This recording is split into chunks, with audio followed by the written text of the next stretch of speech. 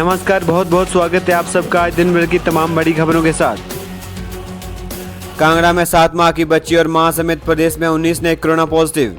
हिमाचल में लगातार कोरोना के मरीज बढ़ते जा रहे हैं। शनिवार को भी कांगड़ा जिले में 7 माह की बच्ची और उसकी मां समेत 10 नए कोरोना के मामले सामने आए हैं। प्रदेश में कुल 19 नए पॉजिटिव मिले हैं, जिसमें शिमला में 4, ऊना में 3, सिरमौर के पटवा और सोलन के नालागढ़ में एक संक्रमित निकला है। हालांकि प्रदेश में एक दिन में ही 16 मरीज ठीक भी हुए हैं। जिला कांगड़ा में दिल्ली से लौटी होम क्वारंटीन जयसिंहपुर उपमंडल की एक 7 माह की बच्ची, उसकी मां और बुआ कोरोना पॉजिटिव आई है। ज्वाली का दिल्ली से लौटा एक युवक जो हवाई अड्डा कर्मचारी है संक्रमित निकला है। इसके अलावा दिल्ली से लौटा खुंडिया का संक्रमित व्यक्ति और विजयवाड़ा से लौटा रक्कड़ का इंजीनियर डार शिफ्ट कर दिया गया है।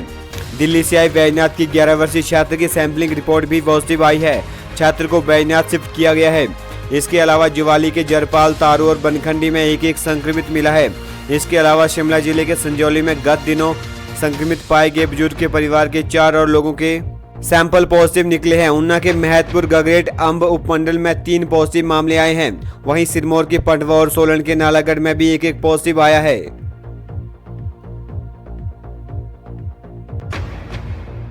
इसी के साथ हिमाचल के 14 बेटे बने सेना में अफसर। कोरोना के चलते माता पिता नहीं लगा सके कांधों पर सितारे। हिमाचल प्रदेश के 14 युवा सेना में लेफ्टिनेंट बने हैं। शनिवार को सैनरू अकादमी देहरादून से पास आउट होने के बाद जब परिजनों से फोन पर बात की और तस्वीरें साझा की तो माता पिता की आंखों से आंसू छलक आए। लेफ्टिनेंट बने सभी युवाओं के माता पिता को इसी बात का मलाल रहा कि वे अपने लाडले के कांधों पर अपने हाथ से सितारे नहीं लगा सके। उधर कोरोना वायरस के चलते परिजनों की गैर मौजूदगी में सैन्य अधिकारियों ने अभिभावक बनकर लेफ्टिनेंट युवाओं के कांधों पर सितारे लगाए। माता पिता ने वीडियो कॉल से यह नजारा देखा। इसी के साथ लाखों कर्मचारियों को झटका। हिमाचल में 0.9% घटी जीपीएफ की ब्याज दर। हिमाचल में कर्मचारियों के जीपीएफ और दूसरे जमा पर राज्य सरकार ने ब्याज दर घटा दी है। यह दर पहले 8% थी, जिसे अब 7.1% कर दिया गया है। हर तिमाही के लिए यह दर केंद्र सरकार निर्धारित करती है। इसके बाद राज्य सरकार भी केंद्रीय गाइडलाइंस पर गौर करते हुए निर्देश जारी करती है। हिमाचल सरकार के वित्त विभाग ने अब जीपीएफ और इससे संबंधित जमा की गई नई दरें निर्धारित की हैं। अप्रैल से जून के बीच जीपीएफ और इसी तरह के जमा पर ब्याज दर को 7.1% रखा जा रहा है, यानी इससे 0.9% घटाया जा रहा है। जनवरी से मार्च की पहली तिमाही के बीच यह दर 8.0% थी। प्रदेश में लाखों कर्मचारियों का जीपीएफ या इसी तरह का फंड कटता है। ऐसे में ब्याज दर के घटने से यह इन कर्मचारियों को झटके की तरह है। कोरोना संकट यूं ही बना रहा तो आगे भी इस दर में बढ़ोतरी नहीं हो पाएगी। इसी के साथ सेना में भर्ती हुआ युवा अब जाएंगे ट्रेनिंग सेंटर, पहली सूची जारी। सेना में भर्ती हुआ युवा अब जल्दी ट्रेनिंग पर जा सकेंगे। सेना ने इसके जाने की तारीखें तय कर दी हैं। कृषि विश्वविद्यालय पालमपुर में 19 जनवरी को लिखित परीक्षा और चयन होने के बाद युवक कोरोना के चलते अब तक घर में बैठे हैं।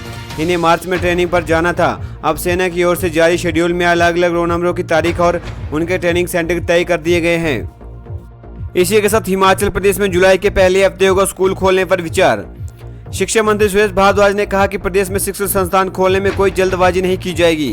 केंद्र सरकार ने जुलाई के पहले हफ्ते स्कूलों को खोलने पर विचार करने की बात कही है। इसको लेकर अभिभावकों, शिक्षकों और प्रिंसिपलों से बात की जाएगी। सभी हितधारकों से सुझाव लेने के बाद सरकार स्कूल खोलने को लेकर फैसला लिया जाएगा। शिक्षा मंत्री ने बताया कि केंद्र सरकार की गाइडलाइंस आने के बाद प्रदेश सरकारें अपने स्तर पर फैसला ले सकेंगी। हिमाचल में अभी पब्लिक ट्रांसपोर्ट शुरू हुआ है। इसका लाभ भी 10 से 15% लोग ही उठा रहे हैं। लोग कोरोना को लेकर जागरूक हुए हैं। ऐसे में बच्चों को स्कूलों में बुलाना अभी ठीक नहीं है।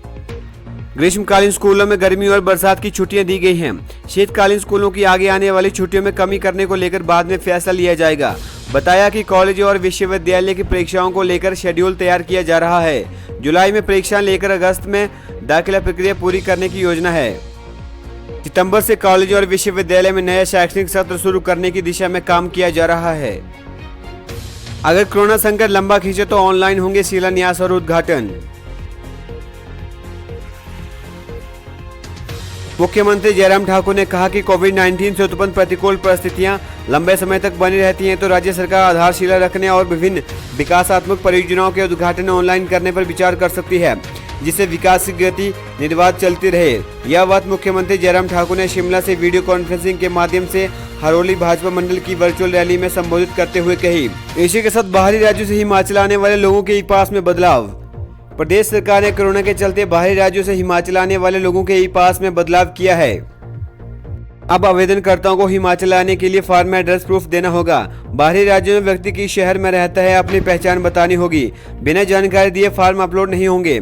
सरकार ने यह व्यवस्था इसलिए की है कि बाहरी राज्यों के लोग 14 दिन क्वारंटीन से बचने के लिए गलत एड्रेस अपलोड कर रहे हैं। दिल्ली, मुंबई आदि 13 शहर ऐसे हैं जहां कोरोना ने विकराल रूप धारण किया है।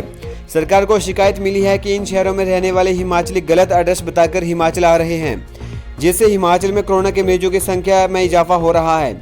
सरकार के सामने ऐसे कुछ मामले आए हैं जहां लोगों ने गलत सूचना भरी है। अतिरिक्त मुख्य सचिव स्वास्थ्य आर.डी. धीमान ने बताया कि गलत सूचना देने पर सरकार इनके खिलाफ कार्रवाई करेगी।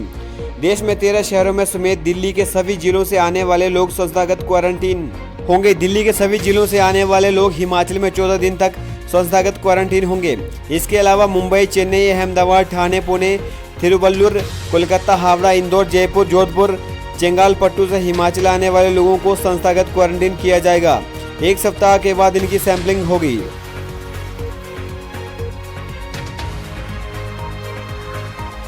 इसी तरह की तमाम और बड़ी खबरों को जानने के लिए मेरे चैनल को सब्सक्राइब कीजिए। नमस्कार।